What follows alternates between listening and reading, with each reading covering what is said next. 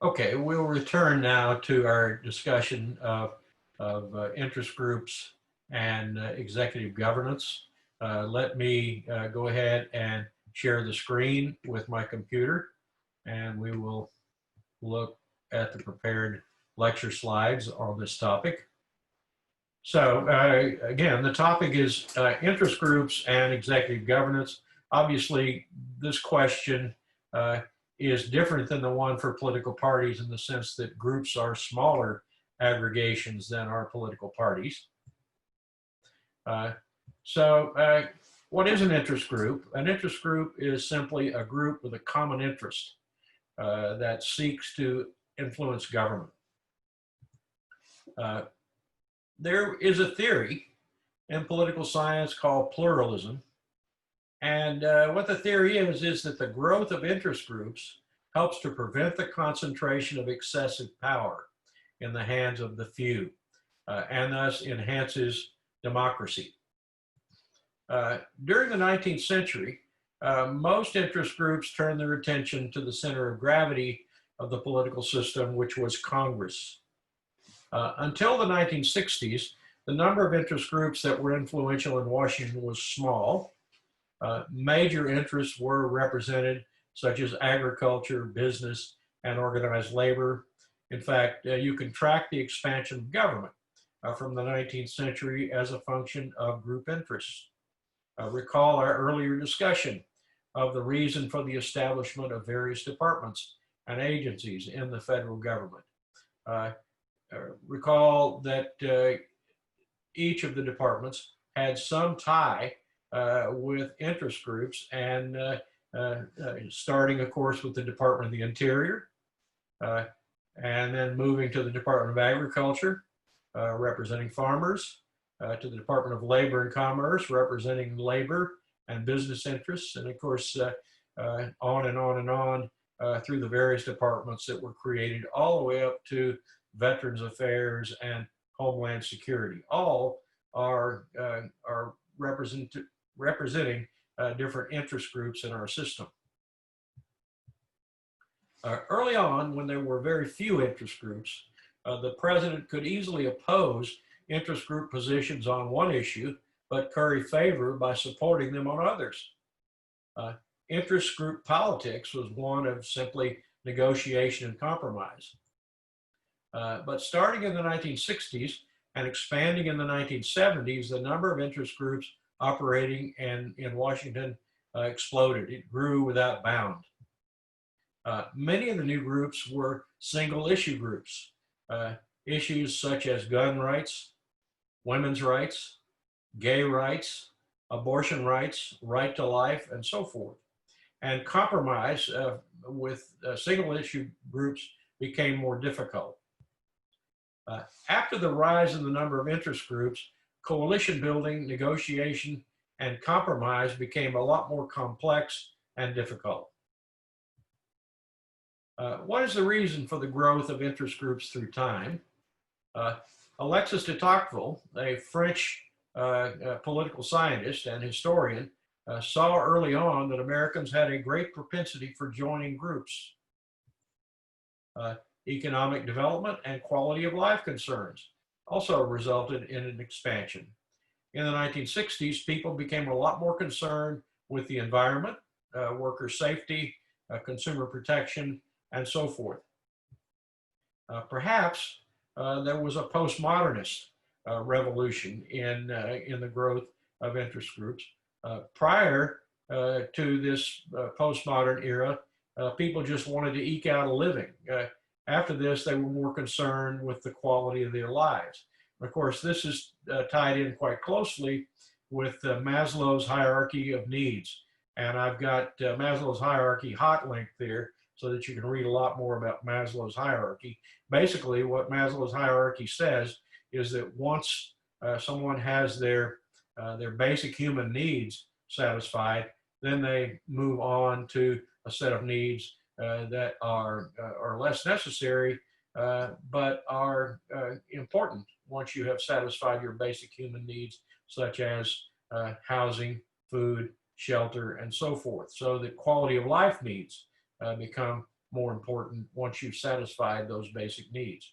So with the end of World War II and with the changing quality of life issues that arose, we began to see more interest groups arise associated with quality of life issues.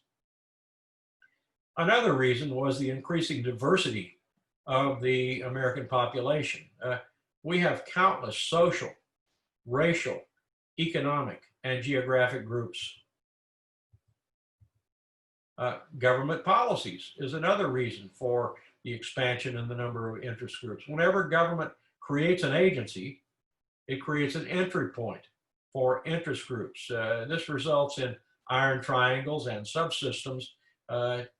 These things you may have heard of in another course, but basically an iron triangle or a subsystem involves a relationship between an interest group and an agency of government and a committee or subcommittee in Congress. And they have common interests, and therefore they bind together in what are called iron triangles.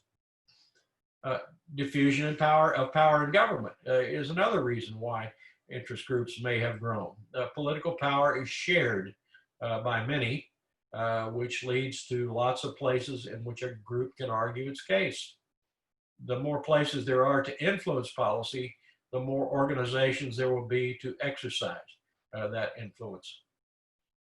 The weakness of political parties. When parties are unable to get things done, interest groups have filled the power vacuum historically through time. Campaign finance reforms of the 1970s have opened up and brought out into the open the lobbying process. Prior to 1974, it was illegal for corporations to donate money to candidates for federal office. But the Federal Election Campaign Act enacted reforms that changed that by allowing corporations and groups to form independent bodies called political action committees, or PACs, that could donate money to candidates. We showed the complexity of rules on this earlier. As a result, PACs became among the most important group influences in Washington. Here's a graph through time. These are time series that show the growth of PACs in the United States. The graph runs from December of 1974 through December of 2007. And you can see that the black line here represents the total number of PACs in the United States. And immediately after passage of the FECA, the Federal Election Campaign Act, you see the number of PACs growing, and PACs finally reached a peak in the mid-1980s and leveled off. And so we have roughly 4,250 on average, 4,250 political action committees in the United States. The graph also breaks down the nature of the PACs. The blue line here is the corporate PACs. These are companies that have established political action committees so they can donate to political campaigns. Labor union PACs haven't increased all that sharply. Trade members, the gray line here, and health haven't increased really sharply. And non-connected PACs, though, have increased pretty sharply, as have cooperative PACs, the blue line down here at the bottom. So overall, the number of political action committees has increased sharply. The biggest increases came for corporate PACs, with the second biggest increase coming for non-connected PACs. See especially the data on opensecrets.org that we looked at in prior lectures for information on PACs in the money process. And let's go there.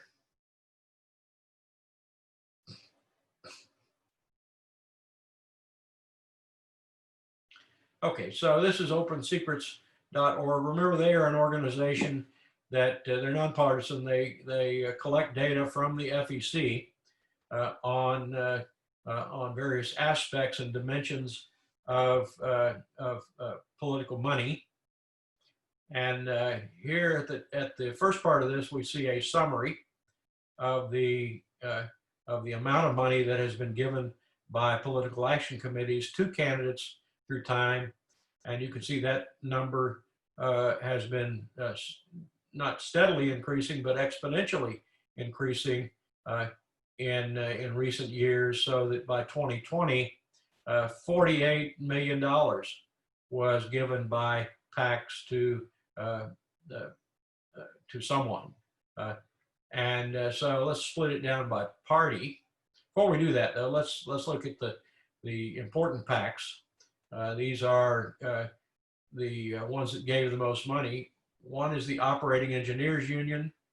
Another is American Crystal Sugar, National Association of Realtors, the National Beer Wholesalers Association, Comcast, the Credit Union National Association, and so forth. And notice the House Freedom Fund is important here. They're really important in Congress. Okay, we can break it down by party. Let's go to the party split data. And what we observe by breaking it down by party is how much each political party received from PACs by party. And you can see that that number has been increasing through time, that in 08 and 010, Democrats received a lot more in PAC money than did Republicans, but that was the only year where there's a big significant difference, except for 90 and 92 and 94, which you see largely they're equal. And you can see that since 2012, Republicans have received more money from PACs than have Democrats. The 2020 data, it looks like it's not all in yet. So we haven't finished the year, and they're still collecting data on PACs. And so we can look at the PACs that gave to Democrats. And you can see that Democrat giving PACs, you have the Sheet Metal, Air, Rail, and Transportation Union, the Operating Engineers Union, the American Federation of Teachers, which is also a union. So the top three are unions. The American Association for Justice is lawyers. The IBEW, International Brotherhood of Electrical Workers, is a union. The American Federation of State, County, and Municipal Employees is a union. The National Air Traffic Controllers Association is a union. And so virtually everything here giving to Democrats is union money. Let's move over to Republicans. Okay, and so for Republicans, the top donors are the House Freedom Fund, the Majority Committee PAC, the American Bankers Association, Cook Industries, the Comcast, Eye of the Tiger PAC, and I'm not really sure about them. We could click that link and go there, but that would divert us a bit more than I want to. AT&T, Raytheon, National Association of Realtors, National Beer Association, Credit Union Association. So for Republicans, we have something fairly predictable. We have bankers and credit unions and investment groups and single issue groups, multiple issue groups, Cook Industries, and so forth, giving to the Republican candidates. And so with these data, you can get a sense of who's giving to who through the PAC giving process. Another reason for the expansion of interest groups in modern times has been the reaction of conservative and business groups to what they saw as the excesses of liberal activism of the 1960s and the 1970s. Interest groups tend to beget interest groups. When one interest group forms, you tend to see a competing interest group form in opposition to that interest group. This is consistent with the theory proposed by David Truman. David Truman wrote a book called Interest Group Politics, and basically the argument of the book was that power of one interest group tends to get offset by the power of other interest groups, and that competing interest groups are an aspect of the American system. David Truman wrote his book in the early 1950s. And so he was observing the growth of interest groups at sort of the start of the emergence of large numbers of interest groups in our system. Increasing technology is another reason why we have seen the increase in the number of interest groups in our system. So this brings the topic of presidential relations with interest groups to the fore. With the weakening of political parties, presidents need interest group support to get elected. Let me just offer an example or two here.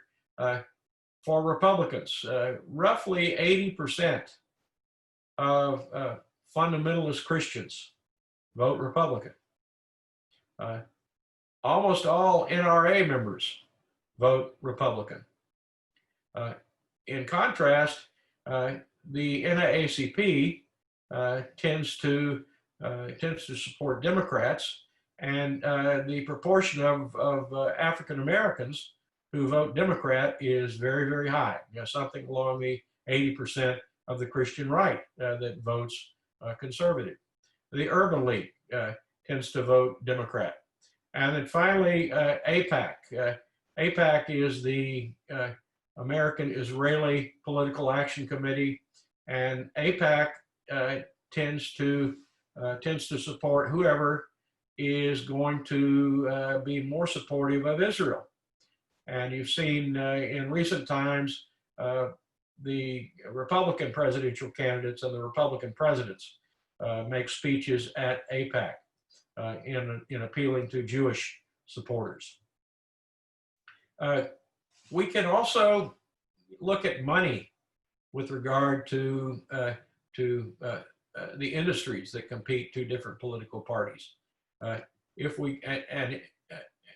let's go to opensecrets.org again for that.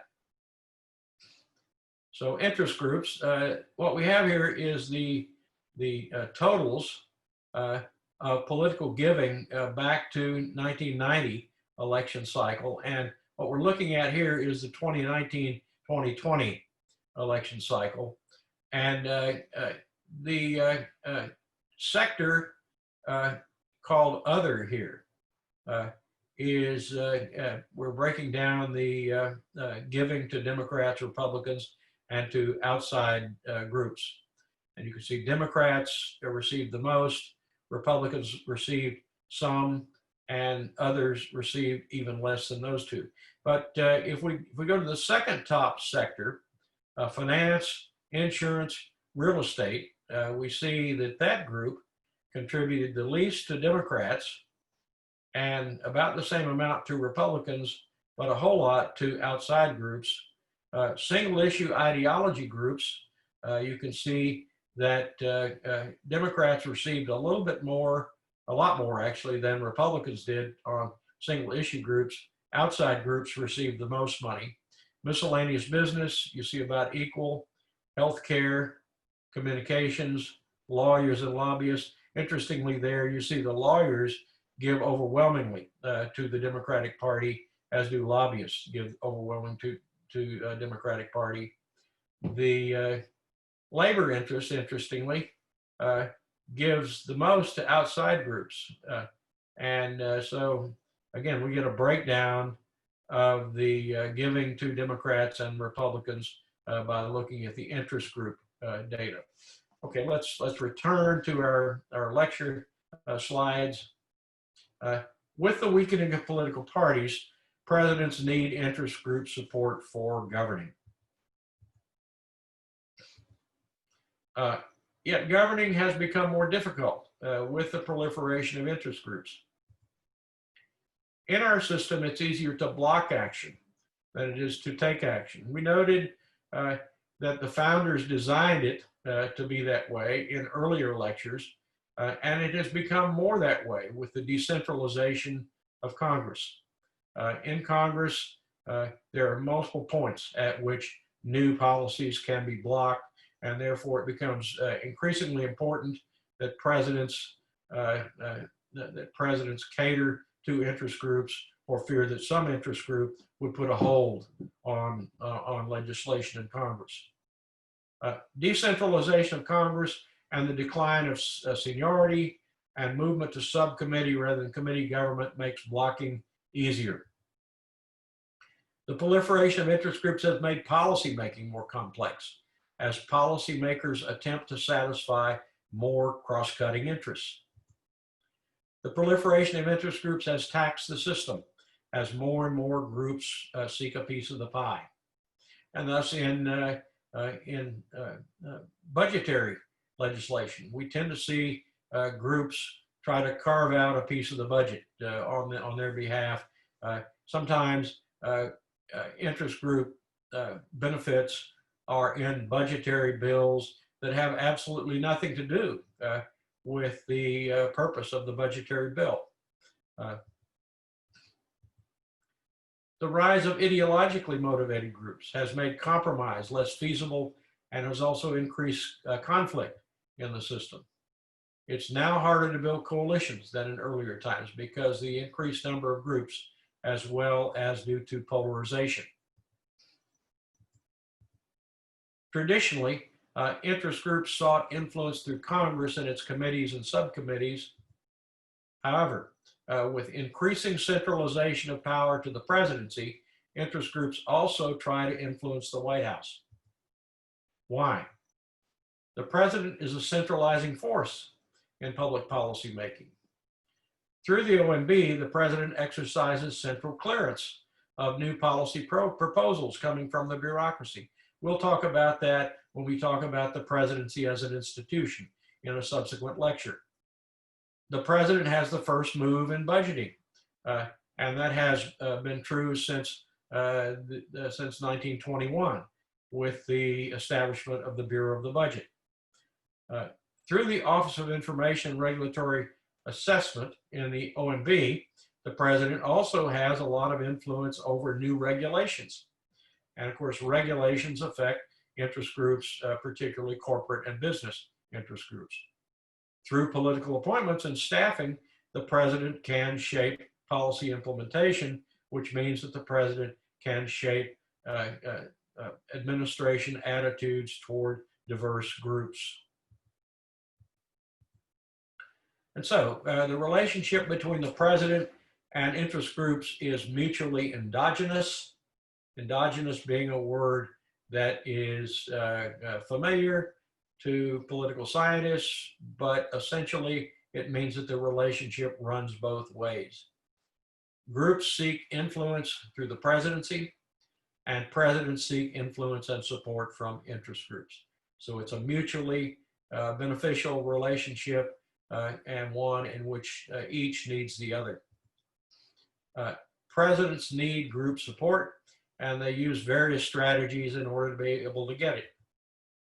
Modern presidents interact more with the leadership of interest groups. It's not uncommon for group leaders to visit or spend time at the White House, and thus during Reagan's administration, you saw evangelicals constantly at the White House, especially prior to the end of his first term. Or during the George W. Bush administration, you saw evangelical leaders at the White House. You also see them at the White House during the Trump administration. Presidents very frequently give speeches before meetings of supportive interest groups. Presidents from Nixon through George W. Bush maintained an office in the White House for the purpose of liaison with interest groups. It was called the Office of Public Liaison. The Office of Public Liaison was intended to provide an institutional mechanism for the president to reach out to interest groups, as well as allow access to the president.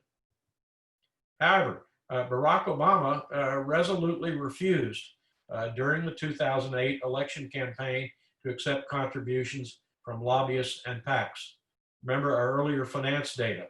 One of the lines in the earlier finance data showed that he received nothing from PACs during his campaign.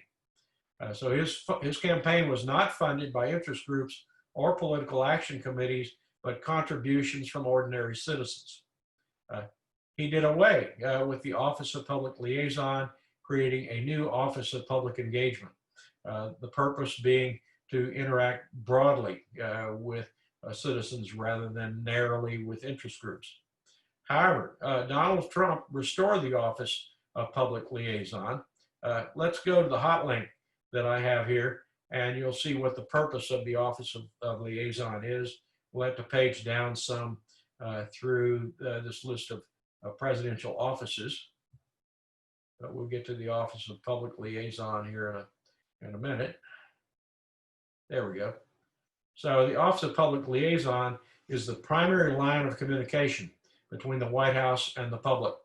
This office communicates with organizations, coalitions, and Americans from all backgrounds. Interns in this office will work alongside staff members to assist building new and maintaining current relationships with organizations, coordinating events, and assisting with office operations. And so you get a sense there that this office within the White House is for the purpose of interacting with interest groups. Okay, as you can see, we have reached the end of our session dealing with the president and interest groups. In these two lectures, political parties and executive governance, and interest groups and executive governance, we have seen how presidents need the support of political parties and need the support of interest groups in order to effectively govern. We've also seen some of the mechanisms that presidents use to influence both parties and interest groups. We will adjourn this session and look forward to the next session, which will deal specifically with the media and public opinion. So let's stop the recording.